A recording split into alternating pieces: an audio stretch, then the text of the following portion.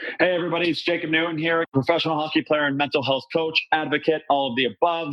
My good buddies over at SportsEpreneur and I did a podcast together about a year ago, and ever since then, we've been keeping in touch, creating content podcasts now. So if anybody out there is interested in doing the same, having their own podcast or want some type of content creation, don't hesitate to reach out to those guys at SportsEpreneur. They are willing and able to help you out. And after listening, don't hesitate in leaving a review, and then you'll get much more access to all of my content across the SportsEpreneur platform. Hello, everybody. It's Jacob Newton here again with another episode of the RAV Podcast, Raw, Authentic, and Vulnerable. On today's episode, I've got my very, very good friend, my main man, just kind of crazy. We played together all the way back in 2011 with the, at that time, Lake Erie Monsters in the AHL. Now they are the Cleveland Monsters. But like last episode, I was talking with Alexander Miner there about playing with many, many different players throughout my career and my junior days and college days. And for some reason, you keep in touch with some and some you don't. And there's no really reason for it. But Greg and myself have always kept in touch. Again, we played together in 2011. And we're fortunate enough to have played against each other this season. So anyhow, I'm going to now turn it over to Greg and let him introduce himself. And then, anyhow, Greg, take it over, brother. Yeah. I want to say first off, thanks for having me. It's pretty weird that we've been buddies for so long. And, with the hockey world and everything so crazy, we've only actually seen each other like 3 or 4 times. So right. Good friendship. But I'm Greg Mauldin from a small town in Holliston, Massachusetts, about 30 minutes west of Boston. Grew up there, born and raised, played my youth hockey there until high school. Played my junior and senior year with the Junior Bruins. Got a scholarship to UMass Amherst where I played 3 years, and then turned pro at the age of 21, thinking I was going to be an NHL superstar, and life throws some curveballs at you. And then just kind of, went through the minors a little bit, went over to Europe, then kind of refound myself and came back to play in the American League and worked my way up to getting, about 30 some odd NHL games. And, for the last 8 seasons or so, been playing in Europe and playing 5 years in Switzerland, 1 in Germany, Croatia, and 1.5 years in Norway now. So here I am. Boom. Love that, buddy. Well, again, thank you so much for taking the time out of your day to be on this. I'm sure there's going to be many people that will listen to this and gain a lot of insights into life, into, of course, your life. But I just, I wanted to hop right into it. And maybe you could speak on some of your past experiences in terms of racial discrimination. You had mentioned to me, was it last 2 seasons ago, I think, when you were in Croatia, that maybe some type of incident had taken place with fans or something like that. So if you'd be willing to maybe share some of that with the listeners. Yeah, it's no problem. So I've actually had 2 occasions such as that. Most recent was in Croatia, or I wasn't in Croatia. I'm sorry. I was playing for my Croatian team in Zagreb, and we were playing in against an Austrian team. And me and this other guy, Jordan Samuel Thomas, who's also black. We're playing the same line. We're having a really good game, and next thing you know, we drew a penalty, and you start hearing people making monkey sounds and doing the arms and stuff like that, and it's kind of interesting. It's one of those things. It was such an intense game at that point that I know for him and I were so focused on trying to win the game that you don't really take it in until you get on the bench, and then you're just like, what the heck's, is this really happening? Yeah. And for him and I don't know, I think we, funny thing is that I actually coached him when he was a little bit younger, when we were younger. So we kind of just like, didn't even really think about it, to be honest, because it was like 3-2 game. It was so intense, and it was actually one of those things that after it happened, we're in the locker room, and some of the other guys seemed to be more offended and shocked towards it, which was very nice. It was very knowing that your teammates have your back like that. And then even later on, the league came out with an issue, with a statement saying if this ever happens again, these are repercussions. And our coach, had a meeting with the whole team and said, like, listen, this stuff happens again. We're walking off the ice. This is not acceptable in a pro situation. Right. So it was really nice to know that, everyone had our back. And that's just unfortunate. That's just the way it goes. And, it could have been one or two people to get someone else started. And, I don't want to even say the town, because I don't want to judge a whole group of people on, a handful of people's actions. Right. Such as that. But interesting enough, as what happened in Croatia, where our team folded, later on that team actually tried to get me to go there and play for them. And it was like, no, I can't do it. I'm sorry. That just doesn't sit well with me, that, at one point people were making monkey and saying whatever racial stuff to me that I don't know in a different language. And then all of a sudden they want me there to help them. And I was like, no, I can't do that at a principal. So that was one occasion. That was most recent. And the only other one that I really had with fans was when I was playing in Sweden. And that was more of, I felt it more there because our team was getting killed at the time of that game, and skating down the ice, and the monkey sounds were being made and all that sort of things. And you look up in the stands, and people giving me this thing like that, and waving me off and this thing, and I'm just like, oh my god, like I've never I've gotten along with every Swedish person I've ever been around. It's not like I'm a dirty player or anything like that. So to have that happen, I was like very shocked. And once again, you don't want to judge a whole town or even a team by actions of a handful of people. And going through the handshake line, I remember after that game, I was shaking my head, like, is this stuff still going on?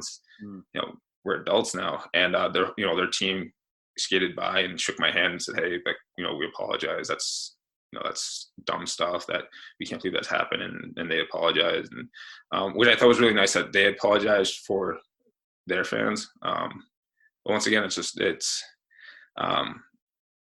growing up, I think I was kind of taught at a young age that these things might happen. So it gave me the tools as I got older to deal with it. And, going to that as a young black hockey player, my dad prepared me very well for that, actually. And I don't know, thinking about it, I don't know how you go about that, telling an 8-year-old that this is the stuff that might happen, that you are different and you're playing a different sport, that there's not a lot of black hockey players. Right. And you're entering a different world, and how it was dealt with. And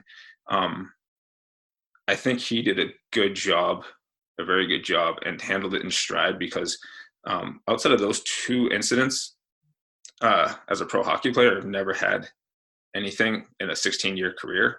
I had a lot more stuff when I was younger, where there were a lot of fights, a lot of scraps, a lot of just stuff like that, where you're just like, all right, this stuff is being, at that age, you don't really know, right? So it's obviously being taught to them somehow from somebody. And that's the sad thing, I think, when you look back on it now, that kids aren't just coming up with this, you don't know those kind of words as a kid at, 8, 9, 10 years old, right? I mean, you know what I mean? And unfortunately, those kids probably don't even really know what the impact that they had on it. But obviously I did at that age, and there were fights. I had, I remember probably the last one before I turned pro was, I was in high school, and, I was having a really good game, and, I guess one of the guys thought that this is the best way to get under his skin. And, it was, I wanted to win the game so bad, and I dealt with, before when I was younger, so I did the right thing, like he kind of said, the kid skid away. So I kind of skid after him, like, what, gave him a push. And, I said something to the coach, and the coach is like, trying to get the ref over, like, hey, we have a serious incident here. Like, this can't be happening. This is an away game. And so I'm losing it. And, my dad, obviously, he knows my reaction. He sees what's going on. And then somehow I get a penalty, and we get out of the penalty box, and then there's just an all-out brawl on the ice. Like I step out, my teammates were jumping over. It was actually really, really awesome. When I look back and think about those guys, they and then we're all in the penalty box, and they're yelling at the other team, tell them like, hey, that's real cool. Like, be a racist now. Like that's, we're out here trying to play a game of hockey, and we're going to take it to that level. Yeah, it's something that unfortunately it's happened, but I've never. It's one of those things. I guess I was so prepared unfortunately as a young kid with it that growing up, in those two situations, they weren't really face to face. You know what I mean? They weren't like someone right in my face saying it as much when I was as a kid. But yeah, you just it's so unfortunate, and it just goes to show that that stuff is still kind of out there in certain places, and people still don't understand the full meaning of what it is and how it affects people. But everyone deals with that stuff in their own way, I guess.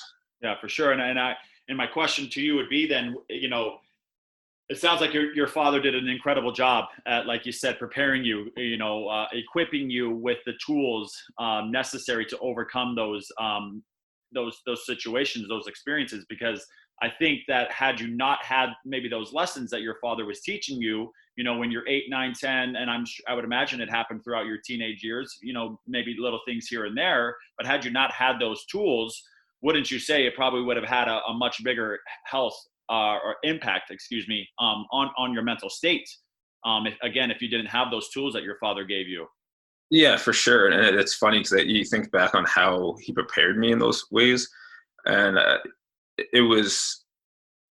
I look back probably at it now, and you're probably like, man, if I say this to people, they'd probably think it was probably a little harsh, but it wasn't like the coddling, there. It's like, it was that, but at the same time, it was more like, hey, this stuff will happen in life. Yeah. This will not, unfortunately, be the last time that this happens. And, just even at that young age, like I like the way you responded to it. He obviously, hey, not everyone's a racist. Not everyone's going to say this kind of things. Like there's going to be a handful of bad apples out there that say these things. And, you can't let it consume you in a way that, you're thinking that guy's saying something, because it's not going to be like that. Right. And, mentally at a young age, I was, thinking back, I'm really happy that I was able to process it that way. And not let it take over, because there are, for every like 1 or 2 incidents there, I've had a billion amazing ones, where I've had my teammates step up and have my back and that sort of thing. And, shows their character. And there are people that know that there's a line been crossed. Right. And that kind of stuff. Yeah.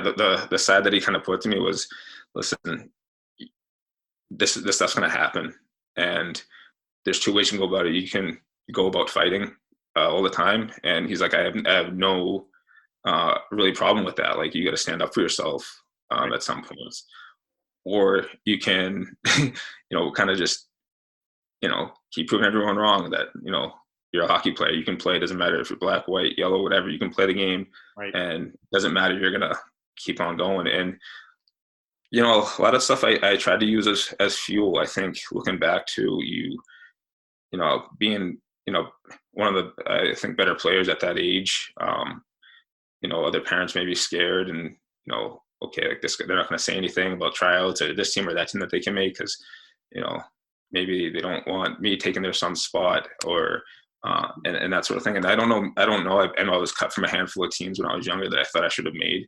Yeah. Looking back now, do I think it was racially motivated? I don't know. But those were some of the best things that ever happened to me. We're not making those teams, looking back at it. Yeah. And if I had to do it all over again, if you kind of switch to that side of it, like at that age, still, waiting up, to get the phone call to see if you made the, that top team. And 2 times where I didn't make it back-to-back years, I remember bawling, being in tears, and, just crying myself to sleep at night. And my dad saying, hey, listen, like, it's okay to make that team, but like, you just got to keep on moving forward. because you're going to play in that same league. You get to play that team again, so you get the chance to prove yourself against them, prove them wrong. And and I kind of always kept that mentality, I guess. Just someone's always watching, right? There's someone's always watching, and you can keep proving yourself. And there's either two ways you can go about it. You can either cry and sulk and just, oh, poor me, or you can do something about it. And it's a very fine line, because I think there is that period where people need that time to decompress and just let it out and be upset. Right. As long as you don't let it, I think, snowball to the side where you can't get it back to be who you are and what you really want to do. Right. Absolutely. And you can probably even translate that to the same thing of having those racial situations happen, right? You could sit there and sulk and be mad and kind of allow that situation to use you, right? Or you could turn it around and allow it to fuel you, to be a better person, to use these people's unfortunate actions, feel you to be a better Greg, to understand that is wrong, no matter, again, if you're black or if you're of any type of color, or even white. I think there is some type of stuff that goes on against white people. You don't hear those stories, right? But I think it's important for people to hear this lesson, hear what Greg is saying, and that he didn't allow it to get him down and maybe go the other direction, maybe become a bad person himself, right? He used it as motivation to stay true to who he was as a human, right? And continue making the right decisions in life, because at a certain point, maybe not so much, again, like you had mentioned when you were younger at 8, 9, 10 years old, so much of our behavior at that time in our lives is learned behavior, right? But exactly. On the other hand, when you're playing professional hockey 2 seasons ago and these fans are doing these things, these people they know exactly what they're doing. They know how wrong it is, right? And I speak a lot about so much of what people put out there is just a pure projection of how they're feeling on the inside. So I would certainly imagine that all of these individuals, whether it be in Austria or in Sweden, the ones that started it, the ones that were doing it, weren't doing too well in their own personal life. And that's why they acted the way they did, right? But I would guarantee you that it wasn't people that were feeling good about themselves in their own lives, No, and it's, anytime I go back to these incidences, it's never been a one-on-one thing where someone's come up to my face and done it, because in hockey you have that glass in between. Everyone's really tough when there's no, you can't get to anyone or anything like that. So it was one of those things where I honestly there wasn't much sleep lost on either case, to be honest, because I just know how a group of people can be. And just kind of going back on that too, as you get older and stuff like that, people make subtle jokes and that sort of stuff. And it's one of those things that I've had to deal with and let people know, like, hey, there's a line, like you're tiptoeing it, don't cross it. And like I said, most guys are very respectful, and it's okay, my bad. You know what I mean? Just guys have been making jokes, having fun. But I think at a young age, since I was prepared for it, and mentally I was very confident in myself to say, like, this is what I'm going to allow people to do, and this is what I'm willing to put up with. Anything more than that, like, no, like, let people know right away that they're crossing the line. Right. And I think that's something that took me a little bit to get used to doing, because I don't, I'm a very, I'd say, more passive person. I don't want to be confrontational, but at the same time, I know I have that side of me that, okay, like, you've crossed the line, like you're tiptoeing the line, like, hey man, like, let's have a talk about this for a second. Because I had that even this year with a teammate, and he, I knew he didn't mean, it was all jokes and stuff like that, but I had one talk with him, and he was like, oh man, I was like, I thought we were, like, I didn't know what you know what I mean? And he all of a sudden he was like dumbfounded, like, oh my God, am I that guy? And immediately it was over with. Right. And I didn't think back on it. I just said, okay, let it, and it's been fine. And I think there was a lot of stuff that if I wasn't prepared mentally at a young age, or gone through these kind of things, I wouldn't have the confidence to do that. And I think a lot of the things, our confidence comes from being able to try to get over the humps of past situations that we've had in our life, or using past situations to help us grow into who we are, or how we're going to define ourselves, or what we're going to do. Because I think everyone, whether athlete, whether working in business or something, we can kind of draw back on other stuff and use it as fuel, or use it as a growing experience to grow mentally and become mentally stronger. Whether it's, for hockey guys, we just have to do these extra sprints and blah, blah, and all these bag skates. And a lot of it isn't so much about the conditioning. It's about, can you battle through it mentally and get through it? Yes. It's just like people in the Army. It's not about you're going to be doing all these runs and all this stuff at the time, but it's like, can you mentally battle through it? Where's your mental capacity at to stick with it and not give in to that quit kind of mindset, right? Where you tap out. And that's, I guess, what I try to use in my own life for a lot of things, especially when we're, going through the summer trainings or the bag skates, and actually that stuff's very easy for me. That's the physical stuff's very easy for me. And actually the mental challenge for me is the coming home and, making sure I cook a good meal. Like I struggle or not take a nap or make sure, making sure I'm paying the bills on time and doing those like little business stuff works. Like for me, that's where, like, I like to call where my inner bitch comes out, where I'm just like, oh man, I don't want to do that. And I hate saying that, but I've listened to a few guys on YouTube and he talks about it. And for other people, I've been raised and I've had more success with coaches that have been harder on me. Just for me, that's not for everyone. Right. I've actually, so when I say I call myself my inner bitch or a bit, like for me, that's a way of me saying, man, like I wouldn't want someone else to do this. And now this is not who you want to be. And that's why I call my alter ego when I'm not doing things according to who I believe I am. Right. Yeah. And one thing I wanted to touch on to go back a little bit before we get too far away from it is, Greg had mentioned that he's not the most confrontational guy, which is fine. I'm the same way, but we have our boundaries, right? We have enough self-confidence and we have enough self-respect in ourselves so that when that person is tiptoeing that line, that Greg is able to speak up. But there are also many people that are the same, not confrontational, but don't have that self-respect and that self-confidence to speak up. So chances are then maybe they're a little bit fragile mentally, right? So I would imagine that, again, there's going to be many people in the world that have had the very, very same types of experiences as you. And maybe these guys are tiptoeing on that line.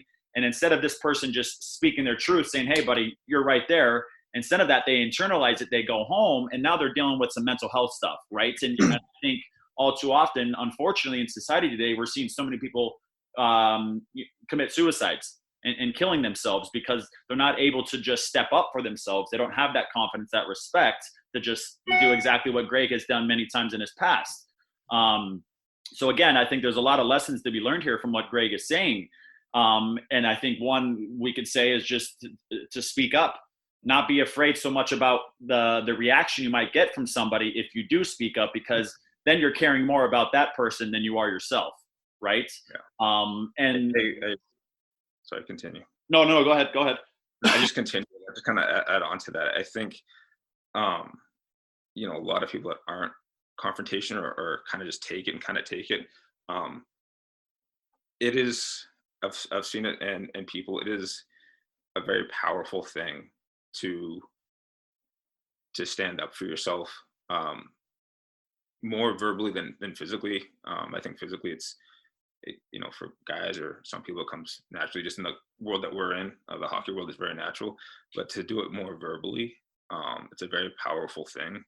And for someone that's going through something like that, when it's either at work or something like that, whether it's a boss or something, like, your boss is saying something to you. I've always found that the best way, even with like, because when you're in the schoolyard or something like that, someone's bigger than you, or I think probably the best way to go about it, and try not to internalize it, because I do see people do that. We see people do it all the time in the hockey world. If something goes wrong, they take it home. I think, like we said, you have to set those boundaries for yourself, and maybe write them down, or even just whatever, and maybe practice it in the mirror or something. And one of the biggest ways that I do it, so you don't come at the person who's maybe engaging you in a negative way, you can say, hey, no disrespect, but I don't really like the way you're coming at me right now. We got to talk about this. And I've found in those cases, whether it's not even, hockey, whether it's just people at the gym or stuff like that, like even people that are just possibly just like kind of annoying to you, you're like, hey, no disrespect, I just need my own time right now. Most of the time, people are very, if you say it that way, they're kind of caught off guard, and they got to kind of get put back on their heels a little bit. And then they kind of feel on the a little bit taken back. Yeah. And I think that gives you a little bit of an edge, not necessarily an edge, but like just a, hey, like I'm awake here. I have boundaries. And then whether it goes from there, at least you can kind of, I think, go home and be like, okay, I did something for myself. Yeah. And maybe just put you in a better state of mind that, hey, I stood up for myself today. Right. And maybe you're not carrying the weight home as much as it would be if you just kind of like maybe just kind of took it and internalize it. Because I've done a lot of that too. You take it home and you internalize it, and you're just like, oh, you start to go stir crazy, and you're like, man, I should have said this. I could have done that. And the next thing you know, you start getting upset with yourself. And I think that's where a lot of the mental depression comes from. And that's where, it happens once, it's okay, but then it happens over and over and over again. And I can easily see how people get to a certain level of committing suicide or really having these mental health issues, because it really only takes, one time to have something just go negative and people take it to heart. I mean, you could tell someone, good job for a whole year, but you say, hey, that wasn't that great. And that's what people hang on to. Yes. And I think one of the best ways for people to kind of practice this is nowadays with social media. Man, we post something on social media. It's you get 1 billion likes, and then you get one person in the comment saying like, that's photoshopped, or that's, you look fat, or blah, blah. And I think that's a good way to kind of practice, like, and take in, okay, I have all these positive things coming at me, and that one person, like, that person means nothing. Like, take the other stuff, like, just feel good, take all that negative stuff, and, let it slide away, because like you said earlier, that person probably has something going on in their own life with the fact that they need to take the time out to let you know how bad something is. Right. Like, and it's no different when you kind of switch it over to what the people did during the games, right? They had the glass in front of them, right? So the glass for them was the computer screen or the phone, 100% protection. Again, they would never say this face to face, because now they got to deal with potential consequences for that, for their actions, And one thing I wanted to throw in here in terms of a story, which, Greg, I'm not even sure if you remember this happening, but I was tiptoeing the line and you stepped up, and this just actually came to me. So it was when we were playing together. We were playing for Cleveland. We had a practice at our practice facility in Strongsville, where I actually wind up training sometimes in the summers, because I live in Cleveland now. But we were just in the lounge one day before practice. You and I and one other guy were sitting on the couch. We were all talking. You were actually sitting on like the counter where the TV was, and we were always watching NHL highlights and everything. So anyhow, here you and I are, we're in conversation. And again, I don't know if you remember this, but somebody had actually thrown a banana peel at you. And then again, I don't think you remember that, but immediately, right in that moment, you immediately, your attention was instantly taken away from our conversation, and you had stepped up. You spoke up to that guy right away. Hey man, that's not cool. I think those were your actual like, this is exactly what you said. Hey man, that's not cool. And he instantly stood like you said, he was taken aback. He was probably not expecting you to do that. He was expecting you to maybe laugh, thinking it was an okay joke. And that to me, and that to you. And I think eventually to him, it's not okay. There's no way that that's okay. Like that to me is in some ways a lot worse than what the fans were doing, because that kind of is face to face in a sense, Do you even remember that? Now that you've mentioned it, I do. But it was one of those things that, like I said, I'm very good at kind of just letting it, you know what I mean? Like, boom, happened, letting it go. Yeah. Now you said, I do remember, and I do know who it was. Yeah. But yeah, like I said, there's lines like that. Like, to me, I'm like, that's like, for me, that's a non-negotiable. Like, of course, that's like, you're apologizing, or then for me, there's a bigger problem. And Right. there's, because even at that age, going back to it, no, I don't know so much on the ice or whatever, but there was a thing like, I remember my dad telling me like, or telling her like, if he ever heard that I was just kind of letting someone do that to me without standing up for myself, like it'd probably be more upset with me. There'd be more repercussions, Right. From him. And I don't want to make it sound like he was a bad guy, but he just didn't want me to be one of those people that was bullied at that, especially at the age when you are smaller and that sort of thing. But that's, unfortunately, that's the world that we live in. But at the same time that we live in, I would have rather have it the way it was back then, where people had to do stuff face to face. If you're going to be a bully, you had to do it face to face. There was no social media. And the one thing with being a bully, whether it was at the office, at school, university, you had to do it face to face. And if you did it face to face, there was that chance after maybe so many times, someone gets fed up and then you get punched. And everyone, everyone, can be tough when they're behind a computer, behind a glass. But when you have to do it face to face, it's different, because especially I think with people, if they've taken it and and you do it face to face one time, and I don't want to condone obviously any of these school shootings that have happened or something like that, but people can only take so much before they they snap, or they need an outlet. And if you don't have the proper outlet, right, or someone to talk to, even to vent to, or these are the things that can happen. I mean, I know for me, I did a lot of writing in journals, mostly just because I wouldn't be able to get. There was a way for me to mentally get over a bad game or even a good game. Right. I actually found having a good game could have been more detrimental to my success than anything if I didn't write it down and get it out. Because mentally I was thinking I was so much better than maybe I was. And I found it to be a way for me to channel whatever emotions I was feeling in that game and let it go so I can prepare for the next one. Right.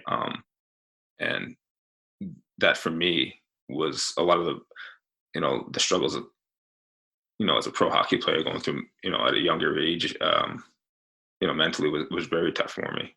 Yeah. And I think like you, I've seen a lot of coaches. Like I said, I actually find myself, and I don't know if this is something that's messed up with me a little bit, just in the way I was brought up. Like we're, growing up in a very stern, pretty stern household, fun loving, but stern, very direct, very honest. And I've thrived under coaches such as that. Yeah. Or like, I need the coaches kind of in my face, yelling at me, being very direct, like, good job, bad job. What are you scared of that guy? You take that hit, like, yeah. And sometimes mentally I'm like, man, this guy's such a jerk, but I'm like, no, I need this. This helps me out a lot. Yeah. But I've also seen I'm able to cope with that because of my upbringing and my past. Where I've seen some guys mentally just break down, and they can't play for that coach anymore. Because, and I think as a coach, it's not just about X and O's. It's about being a little bit of a psychologist too, and figuring out where people are mentally and what guys you can push the buttons on and which ones you can't. Because I think a lot of coaches just say, no, it's my way or the highway. We're going to do it this way. Yeah. Which is fine for someone like myself or like you, that you can handle that and you can process it. Yeah. But there's a lot of guys that can't do it that way. And the ones that can't, there's not only do their skills start to diminish and decrease, but their attitude, they want to play hockey, going home isn't the same for them anymore. Because for me, going to the rink is a fun place. And if I was in that state, and I've seen guys in that state where they like being at the arena, but if they're not having fun there and they're mentally getting beat up by the coaches and they can't handle it, then all of a sudden their love and their joy at the rink is like, okay, well, I don't have that here. I'm in a foreign country. I don't have any of my friends around. So how do I deal with that?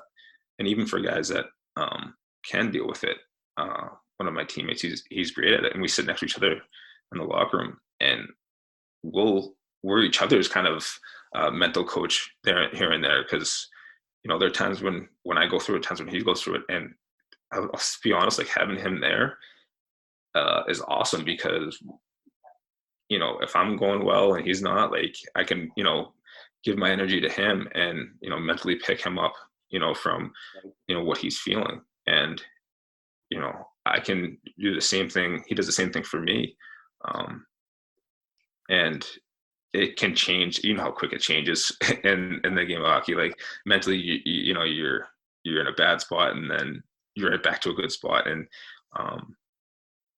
I think all of us as hockey, we've gone through it at some point. And for every, I guess negative thing people probably heard me say about hockey players and things that I've gone through, there's billions of good guys that I've come across that I keep in touch with, you being one of them, that, we've shot back so much quotes and mental stuff together and just motivational stuff, where I think that's where my mind is mostly motivational stuff and how to keep people motivated and upbeat, aside from the mental health stuff. Yeah, for sure. And it's interesting, we were on the phone a little bit earlier, or was it yesterday? But actually, when I think about it now, it's had it not been for you, who knows if I ever would have gone down the path of working on my mental game, on the mental training. Because back again, when we were playing in 2011, I'll never forget, I was it might have actually been, we had a team like dinner or Thanksgiving or something like that at the owner's house. And we were driving home after, and I was on the phone with you, and you had brought up the book Mind Gym to me, and just said you kind of bring it around with you everywhere. It was like your quote unquote Bible.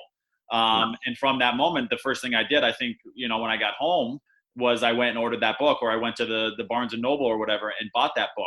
And again, that book was instrumental for me in terms of my hockey career. And then that book led to another book, which led to another book. And then before you know it, I am now able to handle these things that you speak about in terms of coaches, of streaming and things like that, because now I have the tools, right, to overcome these things. And then what Greg's speaking about too is, having that outlet, having that person to speak to, maybe if you don't have this guy in the locker room sitting right next to you, maybe if he's simply across the locker room, maybe you guys don't build this type of connection where you two can both come to each other with this type of stuff. And now you have the understanding you guys are going through this together, and it's so much more powerful when you can share with a person where you guys are on the same path, right? And so everything is very similar to one another, right? And real quick, I wanted to go back, and again, I had this in my mind. I didn't want to lose it before we move on, but in terms of speaking up for yourself, right? You had mentioned that it happens over and over and over again, and people never do, they never do. But also understand, people, is that by speaking up for yourself, you do it the first time, you're going to gain confidence through it, so that the next time that same situation happens, because inevitably it's going to happen again, now you can look back on your past experience of speaking up, and now it's a little bit not as heavy. Maybe you don't care so much about what this other person might think. And then again, you're going to do it, and every time you do it, you're just now building momentum for yourself. And eventually you're going to have that confidence to speak up, really in any situation in your life. Right. So anyhow, Greg, buddy, just some incredible insights you're putting out there. And next thing I wanted to talk about, you've spoken so much already about your father. And what people don't know is that your father has passed away. And so that's what I would like to jump into. And again, how that had an impact on you. It sounds like you and your father had an incredible relationship, maybe stern at times, but like you said, fun and loving. So there was a good balance, right? To where you had, I would imagine you had such high respect for your father. Yeah. So, losing someone like that, obviously so close to you, I would imagine certainly played a significant role in your mental state. Yeah. That was obviously a tough time in my life. It was my senior year of high school, 3 days before Christmas. You kind of, he was battling cancer, so you kind of see it taking shape and everything like that. And just the little things you start to see a guy who I physically looked up to. We worked out all the time together, and then getting calls during that senior year before, like, because he was at home in bed and he didn't want to be in the hospitals after all the testing. My mom called me to come home because he fell out of the bed, and I had to pick up the guy that I looked up to physically and pick him up and put him in bed. And that stuff was really, really tough for me, to the point where that happened enough where you're like, all right, there's no need for him to suffer anymore. Let's go. You start wishing for him to pass on, because I couldn't talk to him the same way. And these are the things I didn't want to remember him and the way that he was, like that, his last moments.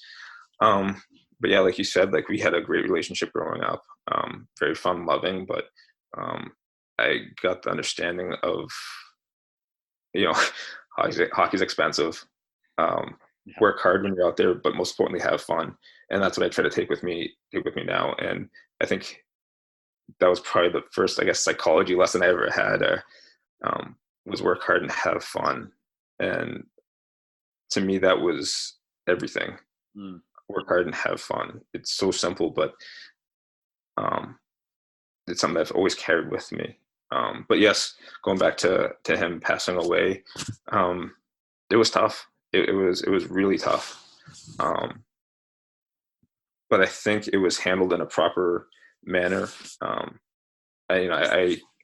assuming at some point my mom and him had conversations on what would happen, because I think you could kind of see the writing on the wall. But the one thing I will give credit to my mom a ton of credit was, which I don't know if they talked about or not, but nothing essentially changed. Hey, after Christmas vacation, I didn't want to go back to school. It's like, nope, you're right back on the horse, like right back up to school. Like, even to the point where I'm not even sure if they talked to my junior coach at the time, who, once I came back playing, it was, nope, nothing changes. Like, I'm gonna treat you the same way, the same you know what I mean? Like, doesn't change. Like, you're late, blah, blah, this, and this. And I remember thinking at the time, like, I can't do this. This is stupid. Why am I, But I remember at the actual funeral, my mom wearing all white, because what we want to do, we want to celebrate. We want to celebrate the life, even though he was 56 and it was short. You want to celebrate the life, and I was at a place mentally to say to myself, okay, I was 18 when he passed away. That sucks. That's not fair. He was in good shape, blah, blah, blah. But there's billions of kids out there either don't get to meet their dad, don't have the good relationship that we had, don't have the connections, don't have all this, that, or everything, don't even get to meet him. And I'm sitting here thinking, I had 18 great years where I got to know him, probably more so than more people do, because of all the car rides from to hockey, all the tournaments, all the just the goofing around, just all that kind of stuff that I think allowed me to take that and just say, you know what, it's okay. It's okay.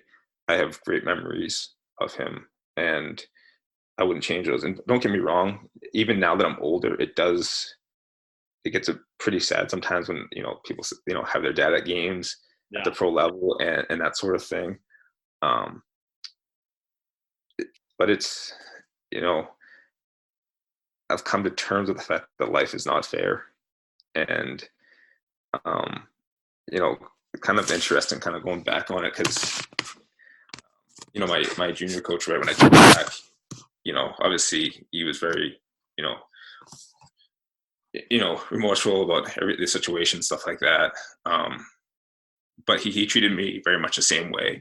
And I remember, a handful of years back, maybe 3 years back, 2 years back, his dad passed away. Okay. So he's much older now. He's in his 40s, and his dad's much older, and his dad passes away. And I go to the funeral, and because I'm still very close to them.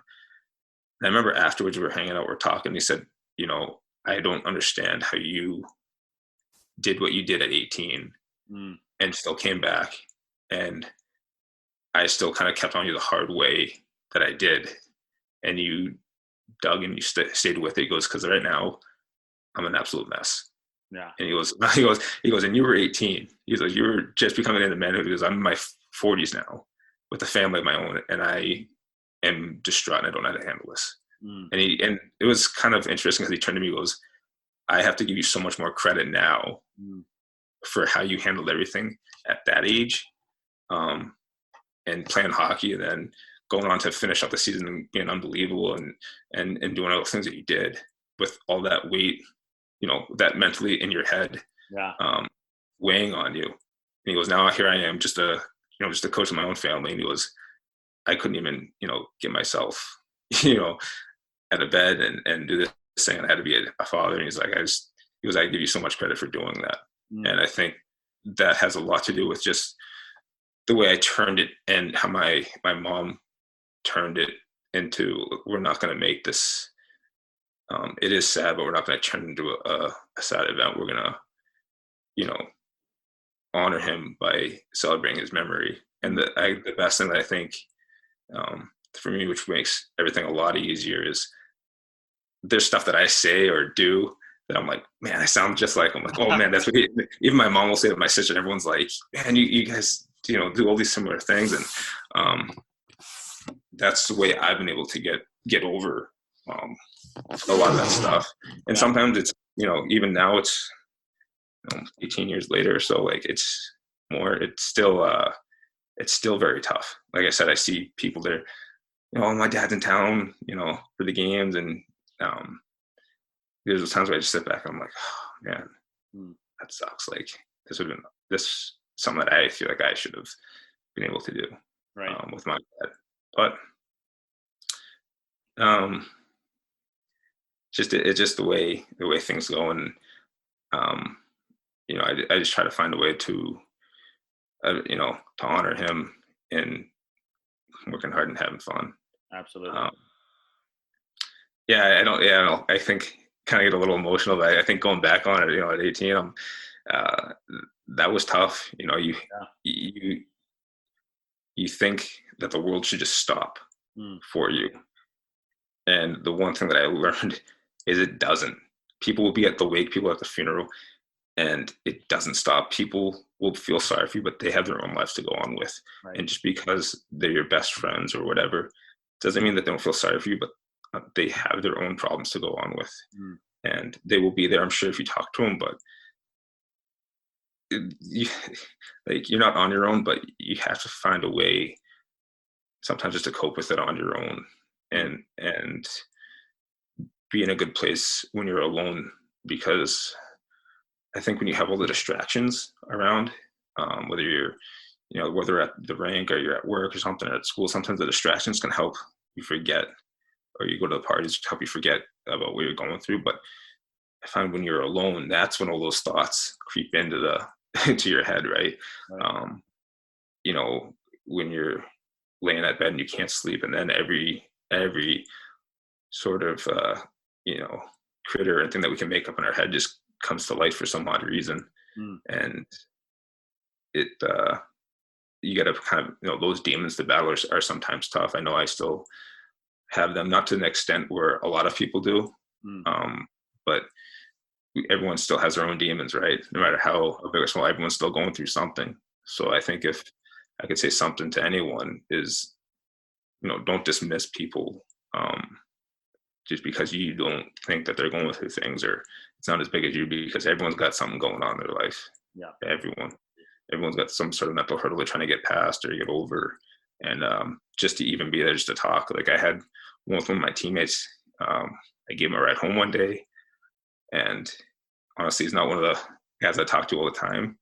And he just kind of started talking to me about stuff and opening up. And I'm like, oh man, I didn't know it was that bad, and I just told him, like, not someone I'd probably hang out with, but I was like, hey man, like we all go through stuff, and I know you have, your wife or girlfriend here, but if you need to talk to someone on the team, I'm here for you, man, because that's all it takes is change someone's life, I think. Whether you're going through something or you can help someone, I think that's huge. Just saying that you can, hey, come talk to me if you need to. Like for you, I mean, I love the fact that after all the stuff that you had gone through, I remember talking to you, and then maybe a couple hours later you called me right away, and I could hear it in your voice right away, and I was like, oh no. But I like I said, as much stuff as we shoot back and forth with each other, I feel very good when someone feels comfortable enough to come to me, right, to talk about this kind of stuff. And like I said before, I'm more of probably on the more motivational side of things, but I think I can give pretty good insight and help. For sure. But I also know that sometimes the way I come at it, it's more direct, and sometimes people don't like that. So you got to tiptoe around the issues, but everyone's different. And you just got to find what works for some people, I guess. Yeah, for sure. And going back to what you had mentioned, everybody at some point throughout their day, they got to come home, right? And they're going to be alone. And so we don't always have, it's bedtime, we got to be alone. Some people can't fall asleep within 2 minutes. Some people takes 30 minutes. Some people takes an hour. And you're not on your phone as your eyes are closed, right? So you're in your mind. And so that's when all the stuff that you had been distracting yourself from throughout the day, whether it be working out or work or calling somebody or scrolling on Instagram, whatever the case is, it's all different forms of suppression of not dealing with that stuff, right? But man, I'm just listening to how you speak about your father. It's just like, for any parents out there that might be listening to this, like, your father, man, like, what an incredible human to set you up with the tools. It's probably your father's, what's the word I'm looking for? You could probably contribute it to your father, the fact that you were able to get through, his passing, and still 18 years later, still be doing good. Of course, you get sad at times, right? I would imagine around Christmas time, like you said, you had such an incredible relationship with him, and he passed before you even went to college, before you signed. I would imagine it would have been something that you would have been so proud of, to have your father in the stands, but man, like, it's interesting because I just finished reading a book called The Art of Living. And in this book, it talks about how even though our parents may pass away, or our kids or our brothers and sisters, they're still very much with us. So when you talk about your mom or your sister mentioning that, oh man, you sound just like dad, or you sound just like your father. Well, it's because he's still with you, and how you smile and how you're able to have this conversation.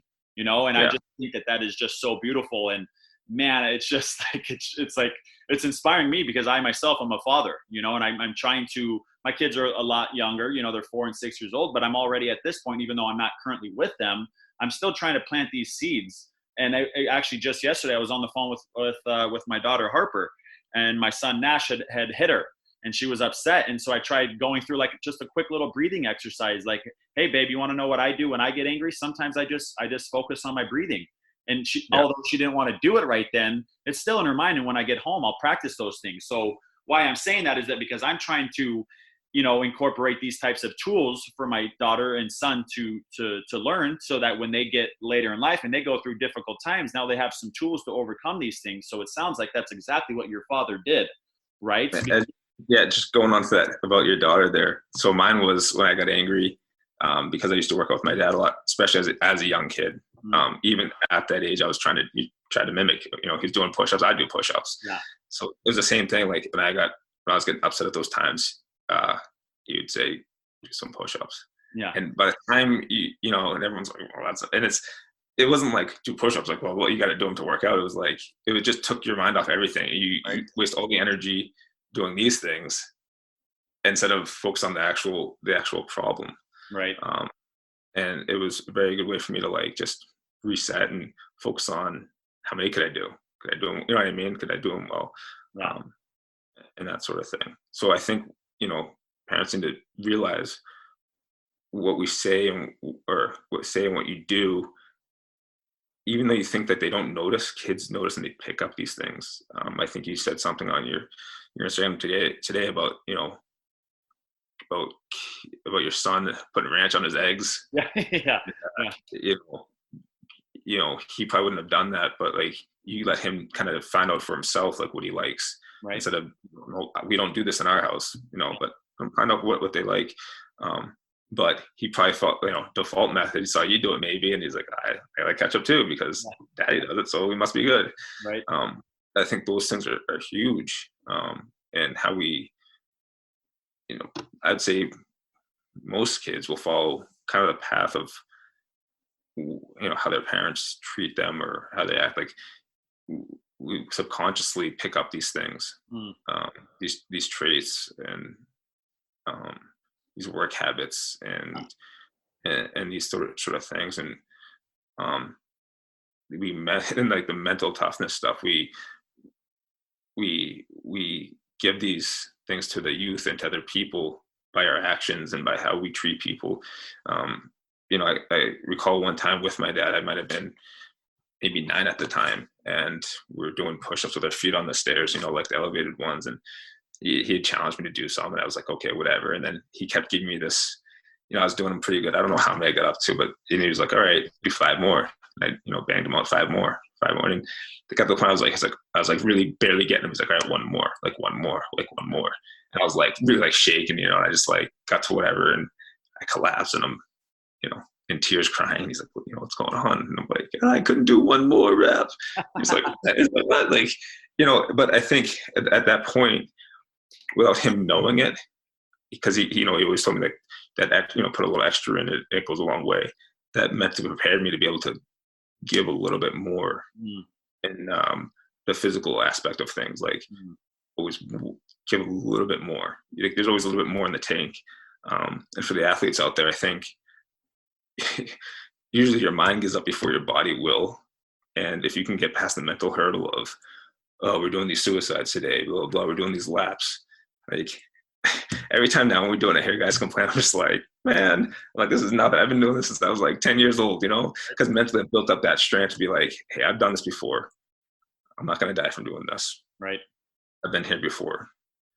Let's just get through it. Even on the days where you don't feel like it, we're just not in the mood, let's just battle through it. And I think that's where you build that mental strength up to break down, to be able to get through other little things in your life. Yeah, for sure. And it's, man, this is like so perfect with literally all the things that you've been speaking about. None of this you were born with, right? All of this stuff happened to you along your journey. All these things happened to you. The passing of your father, the racial discrimination, things that have gone on. So that's right in line with how I view mental health. It's not necessarily things that we're born with, but things that happen to us that have impacts on our mental states. And while Greg here had incredible tools to overcome these situations and experiences, there's many people out there that don't. And so these same types of situations that Greg went through would have a much larger impact. Not to say it didn't have an impact on Greg, but again, he had those tools, right? But there are so many people that don't have those tools. So you could certainly understand how, this type of stuff, like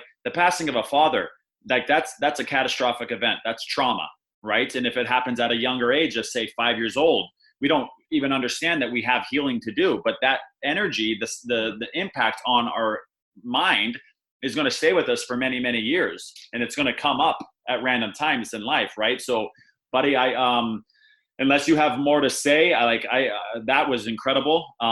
Some of this stuff we've never even spoken about. And so right here, I learned so much more about you, and I've gained another level of respect for you. And again, like I had mentioned the other day, I believe our friendship, our brotherhood is going to grow from this 1 hour conversation.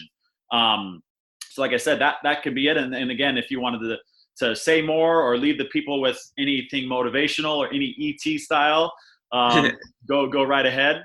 Yeah, man, kind of like what you said, like we've talked so much over the whatever 10 whatever years that we've known each other about everything, but there's so many things that I could keep on touching upon, but I think one of the things, just going back, for all the good stuff mentally, I've kind of talked more about the things I've been able to overcome because of mental stuff, like that were kind of felt easier for me. There are hand things like academically, where I wasn't very good, especially academics, like the special education stuff that I had to go through, and my reading skills weren't up to par all the time, and my spelling, and I really had to try to dig deep, and that stuff was terrible for me. Especially, when you're a kid, you got to, read in front of the class, and you're not very comfortable reading, and those things plagued me. Okay. Through middle school and high school.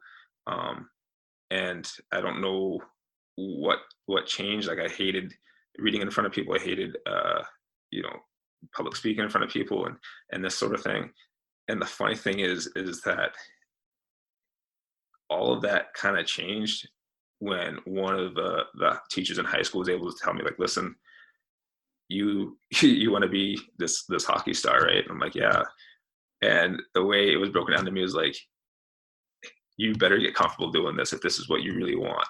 Because, and I have to give her credit to this day, because I still see her, and it's funny how she was able to like get me to like really focus in and practice and feel comfortable doing these things, because she's like, when you're shooting those commercials, when you have to read the scripts, when you have to do this, you have to do the interviews. And I was like, okay. And that was the way that she was able to kind of trick my mental mindset into thinking, okay, this is something I have to practice, because these are things I want to get good at, because of I'm going to be an NHL All-Star someday.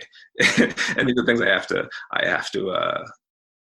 be, proficient at. But yeah, so, for all the positive stuff that I said I was able to overcome, like I said, there's still stuff that, I can't really pinpoint all of them, right? You know what I mean? As I think about it. But there are still so many, weaknesses that I probably have mentally I don't even know about. Like, for instance, relationship wise, you know what I mean? Like, I mentally can't get over the hurdle of being like, I want to be with one person my whole life, and just settling down like that. I don't know why, but I believe it goes back to with my father getting close to people, and then stuff happening to them. That's my belief in myself, and that's where I struggle mentally, like, because I've always heard from people like, oh, you're so nice, but like there's something missing, like you still got this wall up, you still got this blockage of things, and that's something I've really tried to work on.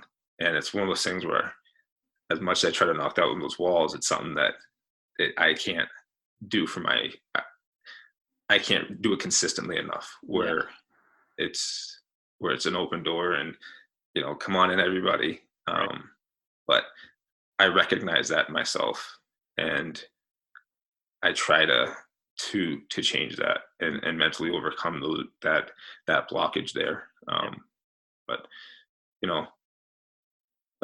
we work on it, and you try to get better each day. And for anyone else out there listening, I'd just like to say, listen, you're not going, even though you may think you're going through stuff alone, you're not. Everyone's got something going on, and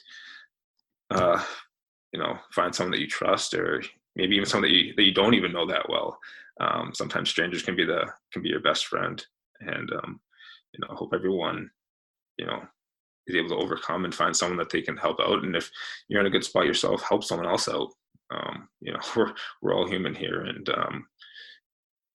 I don't, like you said, you don't know where you would be if you hadn't met me, and I don't know where I'd be if I haven't met you, because from especially the last handful of years, man, we've talked a lot, right? And about motivation and mental health and stuff like that, and now that I'm a bit older, I try to spread it to like the younger players on my team, right? All these things, and get them to understand, when the coach is yelling at you, it's not personal. It's you have to do these things because what he's yelling at you about was the same thing I got yelled at for when I was playing. Right. And how to mentally not go on the deep end, like, oh, he doesn't like me. It has nothing to do with like or hate. It's trying to make you the best player that you are. And if you can get past that hurdle and mentally say to yourself, okay, he's saying it to me this way because he's tried to be soft with me, tried to be, hey, so he's trying to figure out ways sometimes to say, to get the message across. Right. But yeah, anything motivational is, just, work hard, have fun. Well, there you go, baby. Alrighty, brother. Well, again, thank you so much for coming. I'm truly, truly grateful for this experience and to have you. And I know for sure, with all that you shared, that there's going to be many people out there that are going to find some, potentially some similarities in their own path, their own story. And potentially, Greg, now you've been the key to unlock them to, maybe go down their own path of healing from again, things that happen to us. So anyhow, buddy, thank you so much for joining me on episode number 7 of the RAV with JLN, Raw, Authentic, and Vulnerable. And again, for anybody listening, don't hesitate to leave a review. And again, it gives you more access to all of my content across this SportsEpreneur platform. Alrighty, my man. Well, buddy, again, it was great having you, and I look forward to the next one. No, thanks for having me, bud. Take it easy. Yeah.